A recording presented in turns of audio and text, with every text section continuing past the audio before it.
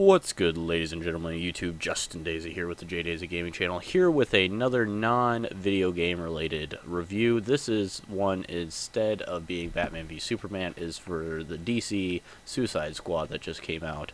A little late to the party. I'm seeing this on Tuesday the 9th, the late show, so if I seem a little bit rushed or tired, that's because I'm trying to get this out, because I have to work in the morning.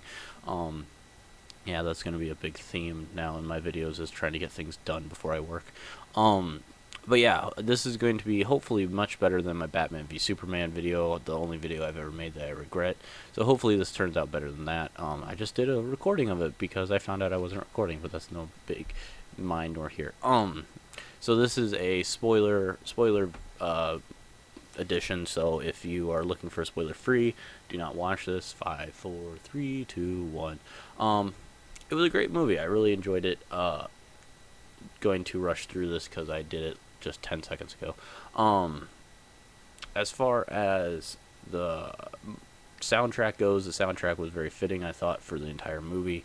All the music felt like it fit where they put it. There was nothing that was too blatantly obvious that I can see. Once again, I only saw it once, so I have to go back before I can say too much. So this will be a lot of positive things, very few negatives. The Will Smith as Deadshot I thought was very good. They let him Will Smith it up in the best of ways. That sounds like a bad thing, but he was very good in it. I liked it. As someone that's always been a DC comic book fan, it was cool to see all these people on the big screen. And that's what a lot of this is cool to see. Stuff that you can read in a comic book, and seeing it on screen is a huge thing. Margot Robbie, isn't that the actress that played Harley Quinn? I thought she did a great job. A lot of people are criticizing the fact that her and Joker don't have an abusive relationship like in the comic books, but that's one of them things I think is open to interpretation of the writer, so I wasn't too bothered by that. They did kind of show like the whole that he was going to turn around and walk away, and he dove in. I thought that was very cool. The biggest thing for me was I really liked the character development. I thought they did very nice with giving almost all the characters like backstories and make you feel for them. But double-edged sword, I thought it was very bad that they didn't give Killer Croc or Captain Boomerang or Slipknot, even though he's only in it for 20 minutes. Like, no character development. Shit, they didn't even address Captain Boomerang and Slipknot until later. I mean, everyone else had a big backstory, and those people didn't. At least Killer Croc had a 10-second video. But I didn't like how they portrayed him as just like muscle, without a brain. The whole we treated him like a monster, so he became a monster kind of thing. The whole self-fulfilling prophecy. I thought it would have been cool if they would have just made him not just a mindless animal, giving him the kind of thing. And they give him a few lines, but nothing like I was wanting. Captain Boomerang, same kind of thing. They give a little bit more to him, but not so much. But like the whole El Diablo doesn't get caught in the trap because he's trying to repent from his sins, I thought was very nice, and it wasn't spoon-fed to you like a lot of movies would, like try and make you feel. So I thought that was very good. But the person I went with pointed out that he didn't like the fact that they do this really emotional scene with all the backstories, and then they just yank you back out. Which, granted, there was a couple different scenes that I really felt like they did kind of do that. They just yanked you back out without giving you a nice transition. But in the same breath, I didn't think was horrible. Nothing in this movie I can say was absolutely a horrible turn-off. Don't watch the movie. I thought it was very good. Like, I would say if I had to rate movies, but I'm not Rotten Tomatoes, so don't blame me. This is just my pitiful one-man review.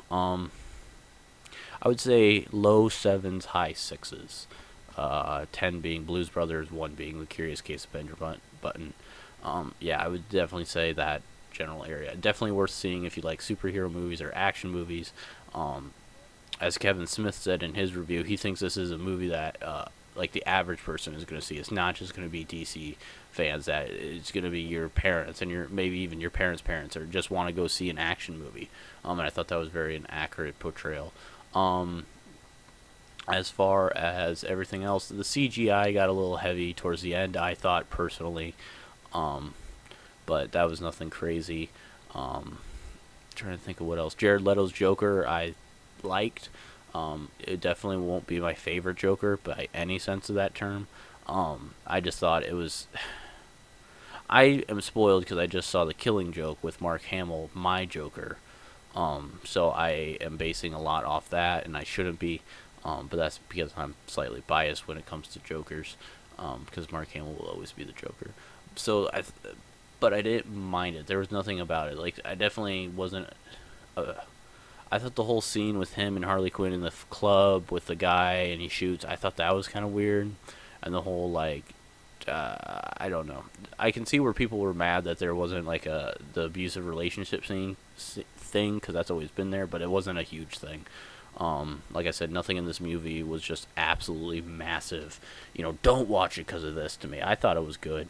Um, what else? The whole El Diablo, I never really knew of him, so that was pretty cool.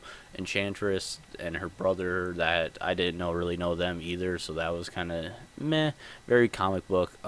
It was very much like a comic book. A lot of the scenes felt like you could have just been reading them on a page and they were brought to life, so I thought that was very well done. But yeah, this is just my humble opinion. If you disagree, you agree, that's fine. Leave it in the comments. We can hash it out or agree to disagree. That's perfectly fine. Everyone's entitled to their own opinion. But yeah, if you have any comments, questions, or concerns, please feel free to leave them down in the box. Or hit me up on any of my social medias. I'm always happy for feedback.